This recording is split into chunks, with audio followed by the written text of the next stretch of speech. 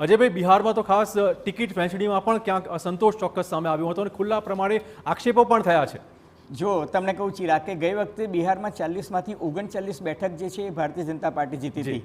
બરાબર છે. એનું કારણ એ હતું કે ચિરાગ રામવિલાસ પાસવાન એ ભારતીય જનતા પાર્ટીની સાથે હતા અને નીતિશ કુમાર એમની સાથે હતા. હવે તમે જુઓ કે જો રામ મંદિરના મુદ્દે અને માનનીય વડાપ્રધાન નરેન્દ્ર મોદીના નેતૃત્વ પર જો ભારતીય જનતા પાર્ટી ચૂંટણી જે છે એ સુપડા સાફ કરવાની હોત તો રામ મંદિરનો મુદ્દો જ્યારે ચરમસીમાએ હતો એના એક અઠવાડિયા બાદ જ ભારતીય જનતા પાર્ટીએ પોતે જેને પલટુરામ કહેતા હતા, પોતે જેને વિનાશ પુરુષ કહેતા હતા, એ વિનાશ પુરુષને પલટુરામને રાતોરાત પોતાની પાર્ટીમાં લઈ લીધા. એ પલટુરામ નીતિશ કુમાર પાસે માત્ર 45 બેઠકો હતી, ભારતીય જનતા પાર્ટી પાસે 78 બેઠકો વિધાનસભામાં છે, છતાં પણ નીતિશ કુમારને એમણે મુખ્યમંત્રી બનાવી દીધા. કારણ સાફ હતું, કારણ કે સામા પક્ષે તેજસ્વી લાલુ યાદવ અને કોંગ્રેસ પાર્ટીની વોટ બેંક જે હતી મુસ્લિમ, યાદવ અને ઓબીસી વોટ બેંક જવાની હતી. અને તમને યાદ રહે કે નીતિશ કુમાર એક એવી વ્યક્તિ હતા કે જે ઇન્ડી ગઠબંધન અથવા તો ઘમંડિયા ગઠબંધન જેને ભારતીય જનતા પાર્ટી કહે છે એના મુખ્ય આર્કિટેક્ટ હતા. એટલે એમને ઇન્ડિયા ગઠબંધનમાંથી બહાર કાઢવા માટે, મમતા બેનર્જીને બહાર કાઢવા માટે ભારતીય જનતા પાર્ટીએ માસ્ટર સ્ટ્રોક અપનાવ્યો અને એમને મુખ્યમંત્રી બનાવ્યો. કારણ કે એમને લાગતું હતું કે તેજસ્વી લાલુ યાદવ અને નીતિશ કુમારના ઇક્વેશન બરાબર નથી. અને તમે જુઓ કે ભાજપે સમાધાન આ વખતે લોકસભાની બેઠકમાં સાહેબ 40માંથી 17 બેઠકો પર જ ભાજપ ત્યાં ચૂંટણી લડી રહ્યું છે.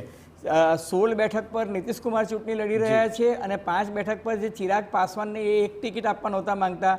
વિધાનસભામાં જે ચિરાગ પાસવાનને એમને સાઇડલાઇન કરીને હાંસિયામાં ધકેલી દીધા હતા અને પારસ પશુપતિનાથને પોતાની સાથે લીધા હતા, એ પારસ પશુપતિનાથને આ વખતે રસ્તે રઝળતા મૂકી દીધા છે. અને ચિરાગ પાસવાન કારણ કે એને તેજસ્વી લાલુ યાદવે 5 બેઠક ઓફર કરી એટલે ભાજપે પણ એને 5 આપી દીધી. એટલે 17 પર ભાજપ લડે છે, 16 પર નીતિશ કુમાર લડે છે, 5 પર ચિરાગ પાસવાનની પાર્ટી લડે છે અને 2 બેઠક જે છે એ જીતનરામ માંઝીને આપી છે. ટૂંકમાં ભારતીય જનતા પાર્ટીએ બિહારમાં પોતાના જ્ઞાતિગત સમીકરણો સંતુલિત કર્યા છે. વાતો પછી નુકસાન નથી થતું એમ તમે સમજો. નુકસાન તો થયું ને, 39માંથી 31 પર આવી ગયા. પણ બીજેપી જે 17 છે 17 ભાજપને જ પાડે જાય એવું લાગી રહ્યું છે. નુકસાન છે, પછી ભાજપને હોય કે એના ગઠબંધનને હોય. પણ જે તમે જુઓ કે ગઈ વખતે માત્ર એક જ બેઠક વિપક્ષને મળી હતી અથવા તેજસ્વી લાલુ યાદવની પાર્ટીને મળી હતી, કોંગ્રેસના સુપડા સાફ હતા. એની જગ્યાએ આ વખતે થોડું ગેઇન થઈ રહ્યું છે. હું તમને કહું કે એક બીજી રીતના મારો એક ઉલટો પ્રશ્ન છે, મને બતાવો કે એવું કયું રાજ્ય છે કે જ્યાં ભાજપની બેઠકો વધી રહી છે? એક પણ રાજ્ય એવું નથી કે જ્યાં ભારતીય જનતા પાર્ટીની બેઠક વધી રહી છે. ઉત્તર પ્રદેશમાં પણ 62ની 62 જ રહે છે. એટલે એ બહુ ફરક નથી પડતો.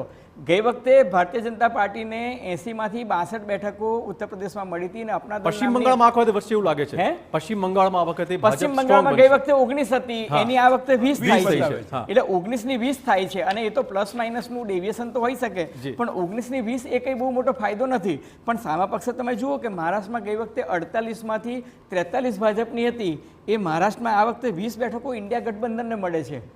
એટલે એનો અર્થ એ કે તમે શરદ પવારની પાર્ટીના 2 ભાગલા પાડ્યા, તમે શિંદે અને ઉદ્ધવ ઠાકરે નામના 2 ફાડિયા શિવસેનાના કર્યા અને તમે મહાવિકાસ અઘાડી વિરુદ્ધ મહાયુતિ જે બનાવી એનો ફાયદો તમને નથી દેખાતો. મહારાષ્ટ્રમાં 48માંથી તમે 28 બેઠકો જ એનડીએ ગઠબંધન લાવી રહ્યું છે, 20 બેઠકો તો ઇન્ડિયા ગઠબંધન લાવી રહ્યું છે. એટલે મહારાષ્ટ્રમાં જે 48માંથી 43નો સ્કોર હતો એ સ્કોર નથી ભારતીય જનતા પાર્ટીનો દેખાતો.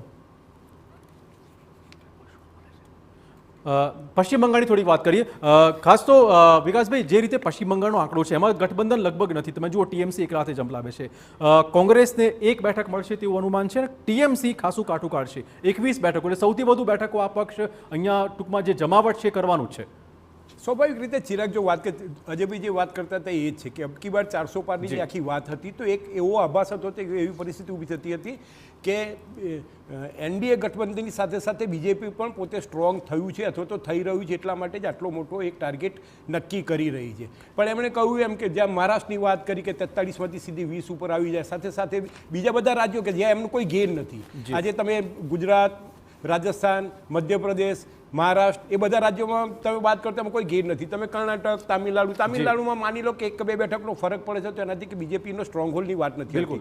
સૌથી મોટા રાજ્ય તમે ઉત્તર પ્રદેશની વાત કરો તો ગઈ વખતે 62 હતી, આ વખતે 64ની વાત છે. એટલે અને બિહારની વાત કરો તો લગભગ અડધા જેવી સ્થિતિ છે. એટલે બીજેપીએ ભલે એ રામ મંદિરનો મુદ્દો હોય, ગુડ પરફોર્મન્સની વાત હોય, સુશાસનની વાત હોય, નરેન્દ્ર મોદીને એક ઇન્ટરનેશનલ ઇમેજની એક આખી વાત હોય, પણ બીજેપીએ પોતે એકચ્યુઅલી પોતાના બળ ઉપર અથવા તો પોતાની શક્તિના આધારે 400 પાર કરવાની અથવા તો એનો પેલો એક મનસૂબો દેખાતો નથી. એની પાછળનું રીઝન એ છે કે જે તે જગ્યાએ આજે અજયભાઈએ વાત કરી કે બિહારમાં પણ ગઈ વખતે જે બાછોડ નથી કરી એ વખતની બાછોડ આ વખતે કરવી પડી છે. તમે એવી જ રીતે તમે બીજા બધા રાજ્યોમાં પણ તમે જો નાની નાની પાર્ટીઓ સાથે પણ એમણે ગઠબંધન કરવું પડે. તો તમે કેરળ છે, પોંડિચેરી છે, પંજાબમાં, ઇવન પંજાબમાં પણ નથી દેખાતું. બિલકુલ. ગઈ વખતે દિલ્હીની વાત કરતો 7 બેઠકો હતી, આ વખતે પણ ત્યાં ધોવાણ. આપણે અન્ય રાજ્યોની વાત કરવાની છે વિકાસભાઈ. સૌથી પહેલા હવે વાત કરીશું મધ્યપ્રદેશ, રાજસ્થાન જેવા રાજ્યોની કે જ્યાંથી પણ એ ભાજપનું સ્ટ્રોંગ હોલ્ડ મનાય છે. આ રાજ્યોમાં કયા પ્રકારનું અનુમાન છે? મધ્યપ્રદેશની વાત કરીએ, ટોટલ 29 બેઠકોમાંથી ભાજપને 29માંથી 29 બેઠકો મળે તે પ્રકારનું ઓપિનિયન પોલનો આંકડો સામે આવ્યો છે. કોંગ્રેસ અને અધર્સને અહીંયા બહુ જ મોટો ફટકો પડી શકે તેમ. રાજસ્થાનમાં બેઠકો 25, ભાજપને 19, કોંગ્રેસને 5. અહીંયા રાજસ્થાનમાં ભાજપને ચોક્કસ નુકસાન ચોક્કસ લાગી રહ્યું છે, આ વખતે થઈ શકે તેમ છે. અને